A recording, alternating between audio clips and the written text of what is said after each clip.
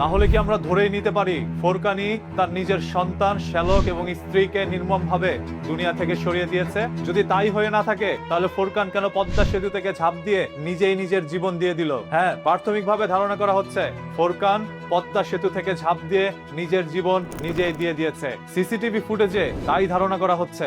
এবং যখন ফোরকান মিয়ার মরদেহটি পানি থেকে উপরে ভেসে ওঠে তখন এলাকাবাসী পুলিশকে জানায়। পরবর্তীতে পুলিশ এবং ফোরকান মিয়ার আপন বড় ভাই আসার পর পুলিশ প্রাথমিকভাবে ধারণা করেছে এটাই ফোরকান মিয়া এবং নিশ্চিত করেছে ফোরকান মিয়ার আপন বড় ভাই। এতে করে পুরো ঘটনাই এখন ভিন্ন দিকে মন নিয়েছে। আমরা স্পষ্ট হয়তোবা এটা বুঝে নিতেই পারি ফোরকান মিয়া হয়তোবা তার স্ত্রী সন্তান শ্যালককে দুনিয়া থেকে সরানোর পর তিনি আর নিজের আবেগকে কন্ট্রোল করতে পারেনি। তিনি উপলব্ধি করেছে বা অনুশোচনা করেছে যে হ্যাঁ, আমি জীবনে অনেক বড় একটি ভুল করে ফেলেছি, যার কারণে তিনি নিজের জীবন নিজেই দিয়ে দিল। ফোরকান মিয়া কিভাবে এরকম একটি নির্মম ঘটনা ঘটালো, এই প্রশ্নটি সবার মনে ঘুরপাক খাচ্ছিল। এখন সেটা আরো স্পষ্ট।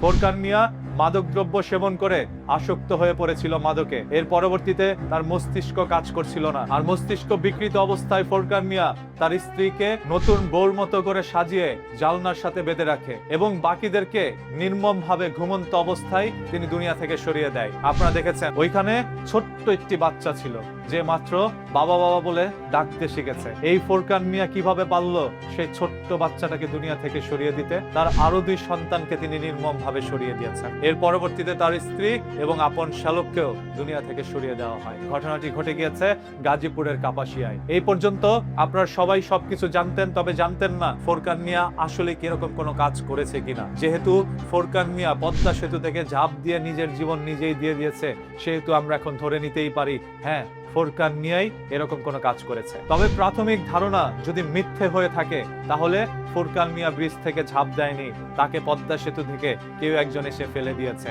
এরকম কোনো তথ্য বেরিয়ে আসতেই পারে। যতদিন পর্যন্ত ময়নাতদন্ত রিপোর্ট আমাদের হাতে না আসছে ততদিন পর্যন্ত প্রত্যেকটি মানুষের প্রশ্ন ধোঁয়াশাই রয়ে যাবে। হয়তোবা সত্য বেরোতে আর কিছুদিন সময় লাগতে পারে, তবে সত্য একদিন বের হবেই। ততদিনে আপনারা আবার ফোরকান মিয়াকে ভুলে যায় না। গাজীপুরের এরকম একটি নির্মম ঘটনার সাক্ষী হয়েছে বাংলাদেশের জনগণ। এরকম কোন ঘটনার সাক্ষী আমরা আর হতে চাই না। আমাদের সমাজে ক্রমান্বয়ে এরকম ঘটনাগুলো বেড়ে যাচ্ছে। এর থেকে প্রতিকার শুধুমাত্রই হচ্ছে মাদক দ্রব্য সেবন করা বন্ধ করা। যারা মাদক দ্রব্য বিক্রি করছে তাদেরকে আইনের আওতায় নিয়ে সর্বোচ্চ সাজার আমরা সবাই দাবি জানাতেই পারি। অন্যদিকে যারা সেবন করছে তাদেরকে আইন শৃঙ্খলা বাহিনী দ্বারা নিয়ন্ত্রণে আনা দরকার। যদি আপনি মাদকদ্রব্য বিক্রি এবং সেবন করা বন্ধ করতে পারেন তাহলে এই সমাজের মধ্যে একের পর এক অন্যায়, অপকর্ম, এরকম অমানসিকতার কাজগুলো ক্রমান্বয়ে কমে আসবে। মানুষের মস্তিষ্ক যদি বিকৃত না হয় তাহলে মানুষ এই ধরনের কাজ করতে পারবে না। তাই এই কাজ রোধ করার জন্য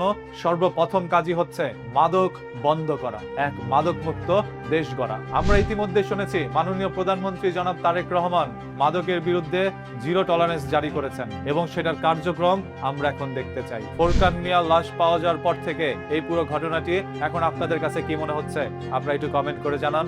দেখতে চাই আপনাদের সবার মূল্যবান মতামত।